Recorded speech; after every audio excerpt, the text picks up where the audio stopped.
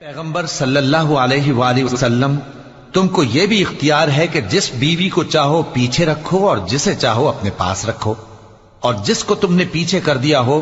اگر اس کو پھر اپنے پاس طلب کر لو تو تم پر کچھ گناہ نہیں۔